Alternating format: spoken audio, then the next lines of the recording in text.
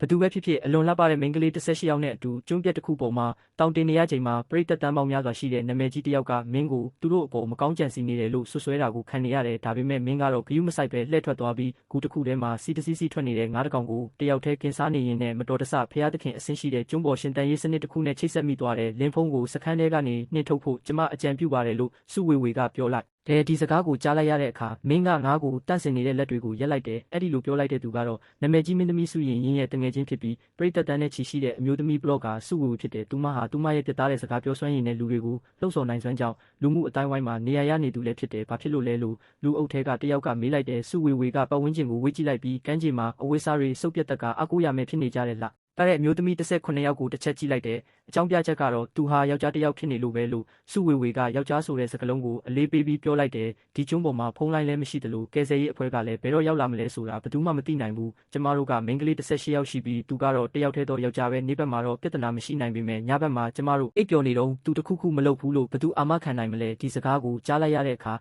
မိန်းကလေးတချို့ရဲ့မျက်နှာတွေဟာကြောက်ရွံ့မှုကြောင့်ဖြူဖြော့သွားကြတယ်အပြင်လောကနဲ့အဆက်အသွယ်ပြတ်နေတဲ့ကျွန်းပေါ်ကအခြေအနေကိုအသုံးချပြီးစုဝေဝေဟာလူတိုင်းရဲ့စိတ်ခံစားချက်ကိုအလွယ်တကူကစားနိုင်ခဲ့တယ်မင်းလဲနောက်ဆုံးမှာတော့မတ်တက်ရက်ပြီးလှည့်ကြည့်လိုက်တယ်မင်းကအရက်အမောင်း1.8 မီတာရှိပြီးခန္ဓာကိုယ်ကပိန်ပါကပင်လယ်ရည်ထဲမှာနစ်ခဲ့ရတဲ့အတွက်ပင်ပန်းနွမ်းနယ်နေတဲ့ပုံစံပေါက်နေတယ်ငါကအခုလေးတင်နိုင်ဝက်လောက်အချိန်ပေးပြီးငါးတကောင်ကိုတန့်စင်နေတာမင်းတို့ကကြတော့အခုနကဘာတွေလုပ်နေကြလို့လဲမင်းရဲ့အတန်ထဲမှာဒေါသရိပ်တွေဖုံးကွယ်လို့မရအောင်ပါဝင်နေတယ်ဒါပေမဲ့မမျှော်လင့်ပဲစုဝေဝေရဲ့မျက်နှာဟာဒေါသကြောင့်နီးမြန်းသွားတယ်သူ့ရဲ့အမူအရာကိုကြည့်ပါဦးလို့သူမကဘေးမှာရှိတဲ့ထိတ်တန့်မင်းသမီးခြံရောက်ကိုလှည့်ပြောလိုက်တယ်ရောက်တစ်ခုခုပြောပါဦးခြံရောက်ကမင်းကိုတစ်ချက်ကြည့်ပြီးစုဝေဝေကိုပြန်ကြည့်လိုက်ကဝေဝေပြောတာလဲကြိုးချောင်းစီရုံမှုရှိပါတယ်လို့ကျမထင်တယ်လို့ပြောလိုက်တယ်ထိတ်တန့်မင်းသမီးကပါထောက်ခံလိုက်တဲ့အခါမှာတော့တခြားလူတွေလည်းချက်ချင်းလက်ခံလာကြတယ်ဟုတ်တယ်လုံခြုံရေးကအဓိကပဲကျမလည်းသဘောတူတယ်ကျမတို့မိန်းကလေးတွေကိုကာကွယ်ရမယ်လူအများရဲ့စကားတန်တွေကိုကြားပြီးတဲ့နောက်စုဝေဝေကကျမတို့မဲခွဲကြဆိုလို့ပြောလိုက်တယ်ဗျဟောပြီးတာနဲ့စုဝေဝေကသူမရဲ့မေးစေးကိုအမြင့်ကိုမောလိုက်ပြီးသူ့ကိုထွက်သွားခိုင်းဖို့သဘောတူတဲ့သူတွေလက်ထောင်ကြပါလို့ပြောလိုက်တယ်ချက်ချင်းဆိုသလိုပဲလက်18ဖက်ဟာမြောက်တက်လာတဲ့လူ18ယောက်ထဲမှာ18ယောက်ကသဘောတူခဲ့ကြပြီ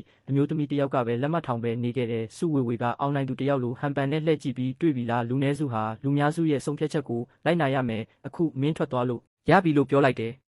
ကောင်းပြီလေလို့မင်းကအလွယ်တကူသဘောတူလိုက်တဲ့အတွက်စုဝေဝေတောင်အံ့ဩသွားတယ်မင်းကပြန်လဲတုတ်ပြန်လာရင်ပြန်ချေပဖို့အတွက်သူမကစကလုံးတွေအများကြီးပြင်ဆင်ထားခဲ့တာဒါပေမဲ့မမျှော်လင့်ပဲမင်းကတိုက်ရိုက်သဘောတူလိုက်တယ်မင်းကကောင်းပြီလို့ပြောတာလားလို့စုဝေဝေကသူမနားကြမှာတလားလို့တန်တရားဖြစ်သွားတယ်ငါကကောင်းပြီလို့ပြောတာနားမကြားတာလားမင်းကလက်ထဲကငါးကြီးခွန်တွေကိုခါထုတ်လိုက်ပြီးတန့်စင်ထားတဲ့ငါးကိုကုန်းကောက်လိုက်တယ်ငါ့ကိုမကြိုဆိုကြဘူးဆိုရင်လဲငါသွားတော့မယ်စုဝေဝေကဒေါသထွက်ပြခုပြန်ပြောဖို့လုပ်နေတော့မှပဲကြားဖြတ်ပြောဆိုတန်တစ်ခုထွက်ပေါ်လာတယ်ခဏလောက်စောင့်ပါဦးမင်းကအတန်လာတာဘက်ကိုကြည့်လိုက်တယ်စကားပြောလိုက်တဲ့သူဟာအသက်30ကျော်အရွယ်အမျိုးသမီးတစ်ယောက်ဖြစ်တယ်သူမဟာခုနကမဲခွဲတုန်းကလက်မှတ်ထောင်ခဲ့တဲ့တူးလေးသောသူလည်းဖြစ်တယ်သူမရဲ့နာမည်ကချင်းလန်ဖြစ်ပြီးအမှုပညာလောကမှာတော့ဝါရင်နဲ့ကနဝင်မင်းသမီးတစ်ယောက်ဖြစ်တယ်ဒီအချိန်မှာသူမဟာမတ်တက်ရက်ပြီးမင်းစီကိုရှောက်လာတဲ့သူမကတည်ငြိမ်တဲ့အတန်နဲ့စတင်ပြောဆိုလိုက်တယ်မောင်ရင်စိတ်မဆိုးပါနဲ့သူတို့စိုးရိမ်တာကလည်းလုံးဝအကြောင်းမဲတော့မဟုတ်ပါဘူးကျမကတော့ကြားနေအစီအစဉ်တစ်ခုအကြံပြုခြင်းနဲ့နေ့ဘက်မှာတော့မင်းကဒီကိုလာပြီးအားလုံးနဲ့အတူဝိုင်းကူလုပ်ပေးပါညဘက်ကျရင်တော့ဟိုဘက်ကကြောက်ဆောင်ရဲ့တစ်ဖက်ချမ်းမှာသွားအိပ်ပါလားဒါဆိုရင်မင်းအတွက်လည်းစားစရာရှိမယ်ကျမတို့လည်းစိတ်အေးရမယ်ဘလို့လဲမင်းကလက်ထဲကငါးကိုငုံကြည့်ပြီးလှောင်ပြုံးတစ်ချက်ပြုံးလိုက်တယ်ဆရာမချင်းကျမကခမည်းတော်အတွက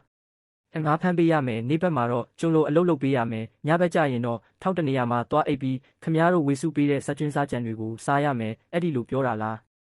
းဒီစကားကြောင့်ချင်းလန်ရဲ့မျက်နှာပေါ်ကအပြုံးဟာပျောက်ကွယ်သွားပြီးအနေခက်သွားတယ်ကျမအဲ့ဒီလိုဆိုလိုတာမဟုတ်ပါဘူးခမည်းကတော့ရင်ကြေးပြောတာပဲဒါပေမဲ့ဆိုလိုရင်းကတော့အတူတူပါပဲခမည်းတို့ကအခမဲ့ကျွန်တယောက်လိုချင်နေတာနေဘက်အလုပ်ခိုင်းပြီးညဘက်ကျရင်အချင်းချထားတယ်လို့မျိုးပေါ့မင်းကသူမရဲ့စကားကိုဖျက်ပြောလိုက်ပြီးငါးကိုပခုံးပေါ်ထမ်းလိုက်ကကန်းချီမှာရှိတဲ့မျက်နှာ18ခုကိုဝေ့ကြည့်လိုက်တယ်ဒေါသထွက်နေတဲ့သူတန်တရားရှိနေတဲ့သူနဲ့ဂယုမဆိုင်တဲ့သူတွေအမျိုးမျိုးပါဝင်နေတယ်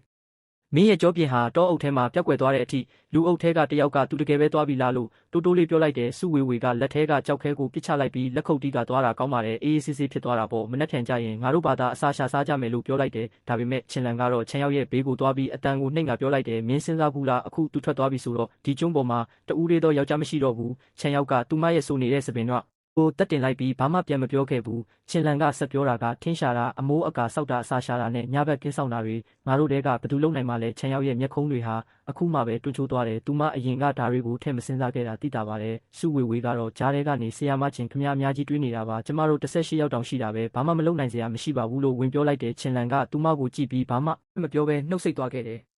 သူကသူ့ကိုတစ်ချက်ကြည့်လိုက်တယ်ရန်ဒီကစိတ်ပြက်နေတဲ့အရေးအယောင်လေးပြလိုက်ပြီးခေါင်းခါရန်ကဘာစကားတခုမှထပ်မပြောတော့ဘူးအဝေးကပင်လယ်ရေပြင်မြင့်ထဲကိုနေဝင်သွားပြီးကျွန်းပေါ်ကအပူချိန်ကရုတ်တရက်ကျဆင်းသွားတယ်မင်းကငါးကိုကင်ပြီးတောအုပ်ထဲကို10မိနစ်လောက်လမ်းလျှောက်လာပြီးချိုင်းခွက်လိုကြောက်ကူရှိတဲ့ကုန်းမြင့်တစ်ခုကိုရောက်လာတယ်ဒီနေရာကသုံးဖက်သုံးတန်ကာရန်ထားပြီးအမြင်အာရုံကျေပြောကဟိုဘက်ကမိန်းကလေးတွေရှိနေတဲ့တဲတောင်ပြင်ကိုတော့မြင်နေရတယ်မင်းကငါးကိုချထားလိုက်ပြီးကြအုံးပေါ်မှာထိုင်ကအမောဖြေလိုက်တယ်မင်းအရန်ဒေါသထွက်နေပေမဲ့ဒေါသထွက်တာကအတုံးမဝင်ဘူးခန္ဓာကိုယ်အားအင်တွေအလကားကုန်းဆုံးသွားတာတွေမကပဲဒဏ်ရာတောင်ရနိုင်တယ်ဒီလိုလူသူမရှိတဲ့ကျွန်းပေါ်မှာဒဏ်ရာရတာကအသက်ရှင်နိုင်ခြေကိုလျော့နှဲစေတယ်မင်းတို့ဘယ်နှစ်ရက်လောက်တောင့်ခံနိုင်မလဲငါကြည့်ရသေးတာပေါ့လို့မင်းကအန်ကျိတ်ပြီးတိုးလေးပြောလိုက်တယ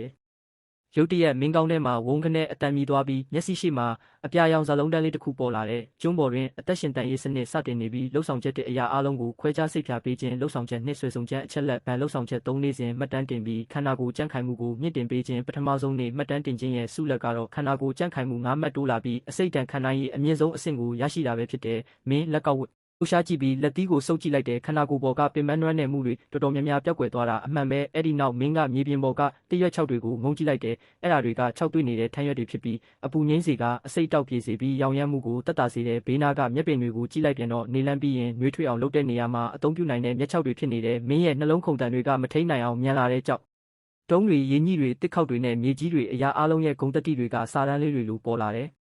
တဲတောင်ပြင်ဘက်ကနေလာတဲ့ရေမောတန်တွေကိုကြားလိုက်ရပြီးမင်းကမရည်ရွယ်ပဲရေမောလိုက်မိတယ်ငါ့ကိုမောင်းထုတ်လိုက်တာနောက်ကျရင်တော့မင်းတို့တွေငါ့ကိုငိုပြီးလာမတောင်းပန်ကြနဲ့ဦးမှောင်လာပြီးပင်လယ်လေးတွေတိုက်ခတ်လာတဲ့အမျိုးသမီး18ယောက်ကမိဘုံလေးတစ်ခုကိုဝိုင်းပြီးအပူလုံနေကြတယ်စူဝေးကမိချစ်နဲ့မိမွေးပေးထားပြီးသူတို့တွေတန်ဖိုးနဲ့ပေါင်မိုးတချို့ကိုခွဲဝေစားနေကြတယ်လူ18ယောက်ကအဲ့ဒီလောက်အနှဲငယ်လေးကိုခွဲစားရတာမို့ဘိုင်းမဝနိုင်ကြဘူးအစာအိမ်ကနိုးကြလာပြီးပိုတောင်ဆာလောင်လာကြတယ်အပူချိန်ကလည်းစက်တိုက်ကျဆင်းနေတယ်မိဘုံကလည်းလေးတိုက်လို့ဟိုဘက်ဒီဘက်ရိမ့်ထိုးနေတယ်စူဝေးကသူ့လက်မောင်းကိုပုတ်တက်ရင်းရုတ်တရက်လှောင်ရည်လိုက်တယ်ဟိုလင်းဖုန်းအခုဘလို့ဖြစ်နေမလဲမင်းတို့ခံမှန်းကြည့်ကြစမ်းပါဦးဒါပေမဲ့ပင်ပန်းပြီးဆာလောင်နေတဲ့လူတွေတဲကဘသူမှသူ့ကိုပြန်မဖြေကြဘူးညစ်ပတ်တဲ့ငါးတကောင်ရသွားလဲဘာထူးမှလဲသူမီးမွေးနိုင်ပါမလားလို့မေးရင်သူကလက်ထဲကမီးချစ်ကိုဂုံယူစွာနဲ့ကစားနေတယ်ဒီကျွန်းပေါ်မှာဒုတိယမြောက်မီးပုံမရှိနိုင်ဘူးဆိုတာငါအာမခံနိုင်တယ်လို့သူကပြောတယ်သူအခုချောင်းတစ်ခုထဲမှာငါးစိမ့်ကိုကိုက်စားရင်ခွေးတကောင်လို့ချမ်းတုံနေမှာတေးချတယ်လို့ဆက်ပြောပေမဲ့ဘသူမှအပြတ်မပြောကြဘူးကြောက်ရကသူ့ပိုက်ကိုပွေထားပြီးငိုတံမာနဲ့ပြောလာတယ်ငါထမင်းစားခြင်းနဲ့ကတင်ကြီးပေါ်မှာအိတ်ချင်တယ်လို့ပြောလိုက်တယ်အဲ့ဒီလိုငိုတန်ကကူးဆက်တတ်တယ်လို့ပဲလူတချို့ရဲ့မျက်လုံးတွေညီမြန်းလာကြတယ်ကယ်ဆယ်ရေးတွေဘယ်တော့လာမလဲငါတို့ဒီမှာရှိနေတာကိုဘယ်သူမှမသိရင်ဘယ်လိုလုပ်မလဲအဲ့ဒီစကားပြောပြီးနောက်အားလုံးတိတ်ဆိတ်သွားကြတယ်ချင်လန်ကမတ်တက်ရက်ပြီးတဲတွေကိုခါထုတ်လိုက်တယ်ငိုနေလို့ပြဿနာကပြေးလဲမသွားဘူးမနေ့ကမှငါတို့နီးလက်တစ်ခုခုစဉ်းစားကြတာပေါ့လို့ပြောလိုက်တယ်စကားသာအဲ့ဒီလိုပြောတာသူ့ကိုယ်တိုင်လဲချမ်းလို့တုံနေတယ်အဲ့ဒီအချိန်မှာပဲမိန်းကလေးတစ်ယောက်ကရုတ်တရက်တတိယသွားပြီးဟေ့ဟိုမှာကြည့်ကြပါဦးလို့အော်လိုက်တယ်အဲ့ဒီလိုပြောလိုက်တာကတရုတ်ဆောင်ရှမ်းရှောင်းတန်ဖြစ်ပြီးသူကကျွန်းရဲ့အတွင်းပိုင်းဘက်ကိုစိတ်လှုပ်ရှားစွာနဲ့လက်ညှိုးထိုးပြနေတယ်ဟိုမှာမီးရောင်ရှိနေတယ်လို့ပြောလိုက်တော့အားလုံးကပြိုင်လူကြည့်လိုက်ကြတယ်မှောင်မဲနေတဲ့တောအုပ်ကြီးရဲ့အပေါ်ဘက်မှာတကယ်ပဲမီးရောင်ရှိနေတယ်တကယ်ပဲတခြားလွတ်မြောက်လာသူတွေရှိနေသေးတာပဲလို့ပြောရင်လူတစုလုံးစိတ်လှုပ်ရှားသွားကြတယ်စူဝေးရဲ့မျက်နှာကတော့ချက်ချင်းပြောင်းလဲသွားပေမဲ့သူချက်ချင်းပဲပြန်တတိဝင်လာတယ်အဲ့ဒါတော်မီလဲဖြစ်နိုင်တာပဲလို့ဟုတ်ပေမဲ့ဘသူမှသူ့ကိုဂုံမယူကြဘူးငါတို့သွားကြည့်ကြရအောင်လို့တယောက်ကအကြံပြုပေမဲ့မှောင်မဲနေတဲ့တောအုပ်ကြီးကိုကြည့်ပြီးအားလုံးတိုးဆုပ်နေကြတယ်ငါတော့မဝင်ရဲဘူးအထဲမှာမွေတွေရှိနေရင်ဘယ်လိုလုပ်မလဲပြီးတော့ကောင်းကင်ကလည်းအရမ်းမောင်နေပြီးချော်လဲရင်ဘယ်လိုလုပ်မလဲလို့ပြောရင်တိုင်ပင်နေကြတာအတော်ကြာသွားပေမဲ့ဘသူမှပထမဆုံးခြေလမ်းကိုမလန့်ရဲကြဘူးနောက်ဆုံးတော့ချင်လန်ကအန်ကျိတ်ပြီးမတက်ရက်လိုက်တယ်သူကမီးတောက်နေတဲ့တကိုင်းတစ်ခုကိုမီးတုပ်အဖြစ်ကိုင်းလိုက်ပြီးငါသွားကြည့်လိုက်မယ်လို့ပြောတယ်တယောက်ယောက်များရှိနေရင်စားစရာရှိနိုင်တဲ့အတူတူသွားခြင်းနဲ့သူရှိရင်လိုက်ခဲ့လို့ပြောလိုက်တော့ရှန်ရှောင်းထန်ကပထမဆုံးထခုန်လိုက်ပြီးငါလိုက်မယ်လို့ပြောတယ်အများစုကလည်းအဲ့ဒါကိုမြင်တော့လိုက်လာကြပြီးစူဝေးလဲအုပ်စုထဲမှာကြမ်းမနေခဲ့ချင်တာနဲ့အနောက်ကနေလိုက်လာတယ်အဲ့ဒီလိုနဲ့အမျိုးသမီး18ယောက်ဟာတောအုပ်အနက်ပိုင်းထဲကိုတိုးဝင်သွားကြတယ်တိတ်မဝေးတဲ့နေရာမှာပဲအနက်တစ်ခုကလွင့်ပြန်လာတဲ့กินထားတဲ့အသားနဲ့တောတွင်ဟင်းခတ်အမွှေးကြိုင်တန်းတွေရောရှက်နေပြီးလူတိုင်းရဲ့ဘိုက်တွေကတပြိုင်နက်တည်းမြည်လာကြတယ်စူဝေးရဲ့မျက်နှာကတော့လုံးဝကိုတောင့်တင်းသွားတယ်မီးလည်းရှိနေတယ်အသားလည်းရှိနေတယ်ဟင်းခတ်အမွှေးကြိုင်တွေတောင်ရှိနေသေးတယ်ပေါ့ကြောက်ရကတရွေးတစ်ချက်မျိုးချလိုက်ပြီးဒါကငါအနံ့ပဲလို့ပြောတယ်ငါတင်မကဘူးတခြားအနံ့တစ်ခုလည်းပါသေးတယ်လို့ဆိုတယ်ရှန်ရှောင်းထန်ကသူ့ဘိုက်ကိုပွေထားပြီးမျက်နှာလေးရှုံးမဲ့ကအယမ်းမွေးတာပဲငါစားလာပြီလို့ပြောတယ်ချန်ယောင်ကဘာမှမပြောပေမဲ့ခြေလမ်းတွေကတော့တိတိတတ်တာမြန်လာတယ်အဲ့ဒီအချိန်မှာမင်းကတော့နှွေးထွေးတဲ့စခန်းလေးထဲမှာထိုင်နေတယ်မင်းရှိမှာတော့